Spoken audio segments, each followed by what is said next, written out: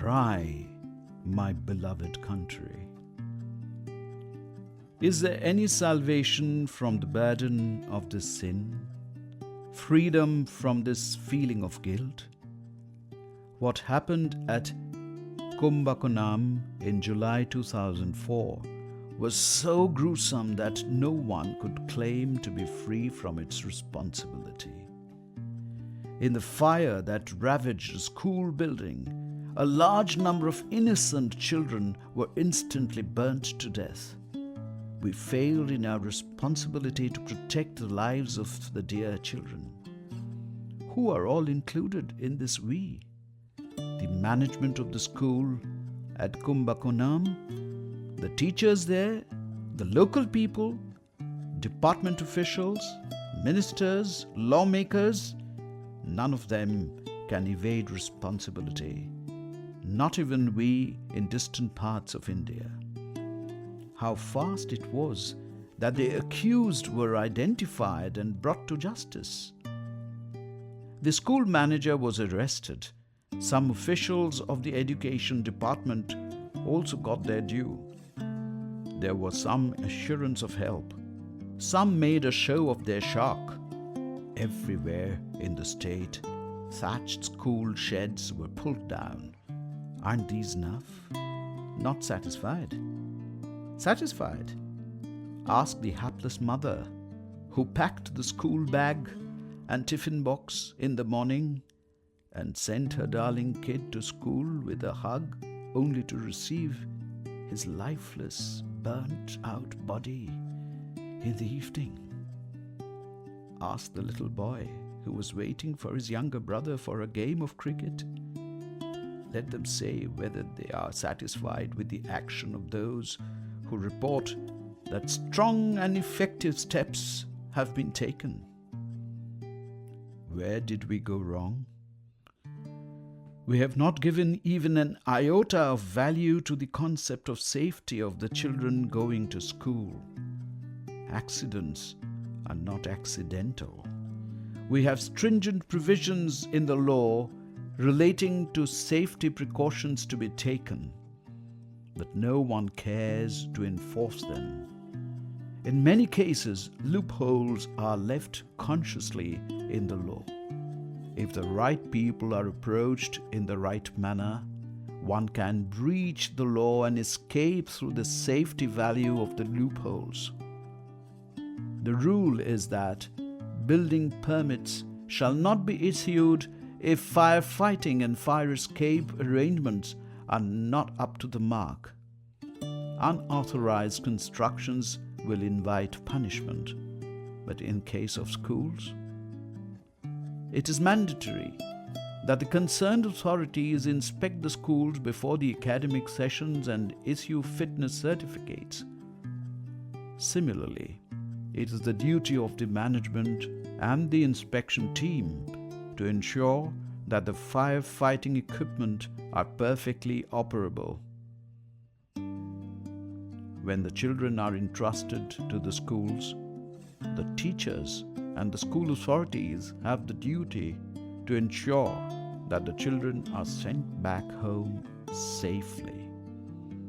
This is not a favor, but a duty, fundamental duty, as this involves children far beyond the call of duty. There is a human touch in this. But we should not forget one thing. As we go up, our responsibility also goes up, not down. The lawmakers, the law enforcers, and those who administer them are all subject to joint responsibility. The basic problem is that rule of law is not given due consideration. Rulers nowadays do not issue orders that are inviolable. They are in fact unable to do so. That is because most of them live as parasites of lawbreakers. When all levels of administration are filled with people out to make a fast buck by singing paeans on the power that be, the law enforcers themselves will be called upon, even forced to bend or break the law. We should try to introspect, at least when we bury the burnt-out bodies of the children in the graveyard, on violation of law. In that respect, the tragedy at Kumbakonam is not an isolated incident. It is only that the innocent children became martyrs of the rot that has gripped the society. This is not the anguish of Tamil Nadu alone. Cry, my beloved country, cry now. If you have tears to shed, shed them now. When days go by and memories fade, this tragedy also may go down into dark abyss of oblivion, never to come up again. Though it is said that experiences are our teachers, we learn nothing. If violation of the law go on unhindered and people are enticed by blandishment, it perhaps may be due to want. But what about the United States, that inexhaustible mine of prosperity and plenty? The obsession of the American with security is such that even the defense minister of the largest democracy in the world is subjected to disrobing in the name of security check at the airport. But instances are not rare when the sense of security is of no avail in the face of calamities. In 1903, there was a major fire in the Iroquois Theatre in Chicago, in which as many as 600 people had perished. The publicity given by the theatre owners was that the building was totally safe from fire mishaps. But whatever was done there was to add to the conflagration. Canvases with oil paintings, electric lights to simulate moonlight, interior decoration that closed exit points, extremely narrow fire escape, the whole setup in the theatre was capable of inviting a fire mishap and increasing its intensity. Like here, the authorities there also woke up after the tragedy. The law was made more stringent. The extent of safety arrangements was enlarged. The government became more alert. But all this amounted to nothing but beginner's euphoria that is never sustained.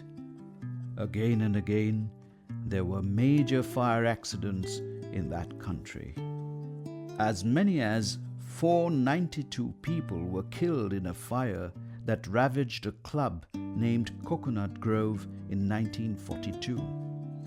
The club had 9 doors, but all were closed with decorative artworks. When the blaze started, people ran towards the main exit, leading to gruesome stampede in which several people were trampled to death. Later investigations revealed that the building was constructed and the club opened in gross violation of building rules. The city corporation officials dealing with these matters had closed their eyes, deliberately perhaps, to such violations. The 26-story MGM Hotel in Las Vegas, reputed to be one of the most modern hotels in the world, too had a major fire outbreak in 1980. The fire had started from cooking oil in a pan in the kitchen and spread to other floors. 84 people were killed and over 600 suffered serious burns. There were about 1,000 guests in the hotel at the time of the accident. The hotel was claimed to have all modern, scientific firefighting facilities. But what use? Even the fire alarm was silent. None of the rooms had smoke detectors. Many of the emergency doors could not be opened as they were jammed. The guests in the topmost floor of the hotel came to know of the fire from radio bulletins. What all this means in a nutshell is that spending a lot of money or creating safety setup or framing laws and regulations will not be enough. There should be awareness about safety. All should imbibe the lesson that safety aspects should not at all be ignored. Laws should be enforced. We should be able to learn from the experiences of others. What is needed is an introspection. When sending their children to schools, mothers should ask themselves, is my child safe there? Teachers should realize that the life and future of the children are entrusted to them. Lawmakers should realize that it is their responsibility to ensure safety of those who elected them to power.